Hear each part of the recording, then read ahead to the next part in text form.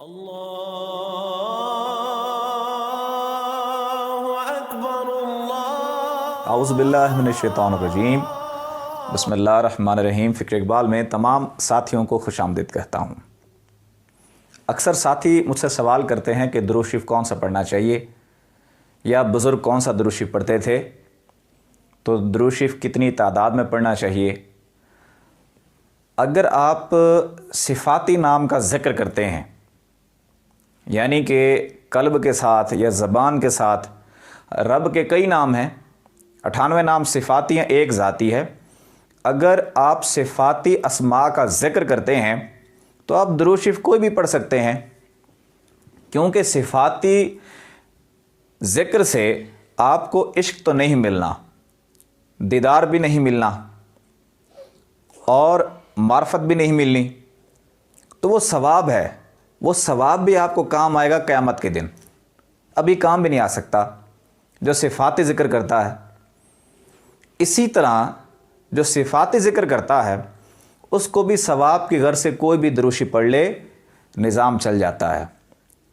لیکن اگر آپ رب کے ذاتی نام کا ذکر کرتے ہیں تو ذات کا ذکر جب کرتے ہیں تو اس میں اتنی تاثیر اور قوت ہے کہ ذاتی نام کے ذکر سے ایک تجلی پڑی، موسیٰ علیہ السلام بے ہوش ہو گئے، کوہ طور جل گیا،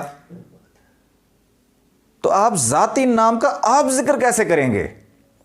اب آپ بھی کوئی ایسا عمل کریں گے جس سے آپ کو یہ طاقت اور قوت ہو، یا جس کا وسیلہ اتنا ہو، کوئی اتنا طاقتور ترین وسیلہ ہو جس کے ذکر کرنے سے پہاڑ ریزہ ریزہ ہو گیا، کوہ طور جل گیا، وہاں موسیٰ علیہ السلام بے ہوش ہو گئے، اور ماتھے کی لائٹ اور نور دیکھ کے ان کی بیوی بے ہوش ہو گئی۔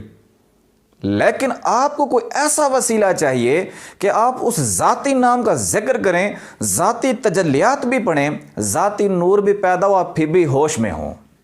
یہ کس وقت ممکن ہے؟ اگر آپ نے رب کے ذاتی نام کا انتخاب کیا تو بغیر حضور پاک کے ذاتی نام کے بھی یہ ذکر اللہ کا نہیں کر سکتے۔ اگر ذاتی ذکر اللہ کا تو پھر وسیلہ ذاتی نام کا حضور پاک صلی اللہ علیہ وآلہ وسلم کا۔ اور وہ ذاتی نام حضور کا کیا ہے؟ رب کا ذاتی نام اللہ، حضور کا ذاتی نام کیا ہے؟ محمد۔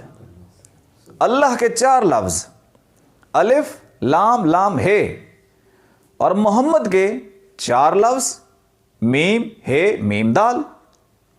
وہ ذاتی اور جلالی، یہ ذاتی اور جمالی۔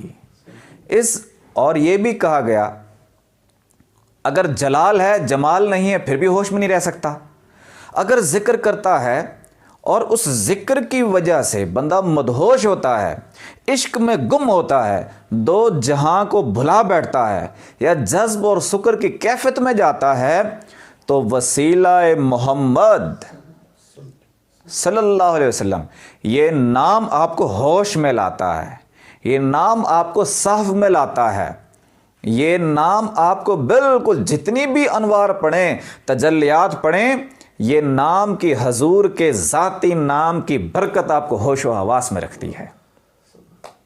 اگر آپ رب کے ذاتی نام اللہ کا انتخاب کرتے ہیں، اللہ اللہ اللہ، تو آپ کو درود شریف ایسا پڑھنا ہوگا جس میں صرف حضور پاک کی ذاتی نام کا ذکر ہو۔ وہ درود شریف کون سا ہے؟ صلی اللہ علیہ یا محمد۔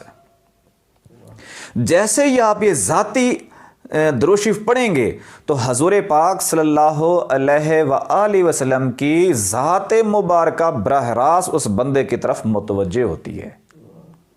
اور پڑھنا کیسے ہے؟ اگر آپ ذکر کرتے ہیں، لطائف کا بھی ذکر کرتے ہیں، یا اس میں ذات کا قلب کا ذکر کرتے ہیں، یا اس ذکر قلب کو پھیلاتے ہیں، تو سینے کے 5 لطائف ذکر کرنا شروع کر دیتے ہیں اور زندہ ہو جاتے ہیں۔ جب یہ سینے کے 5 لطائف زندہ ہو جاتے ہیں، بندے کی کیفیت بدلنا شروع ہو جاتی ہے، تو آپ نے درود شریف پڑھنا کیسے ہے؟ تو آپ نے پورے سینے پر لفظ محمد لکھنا ہے،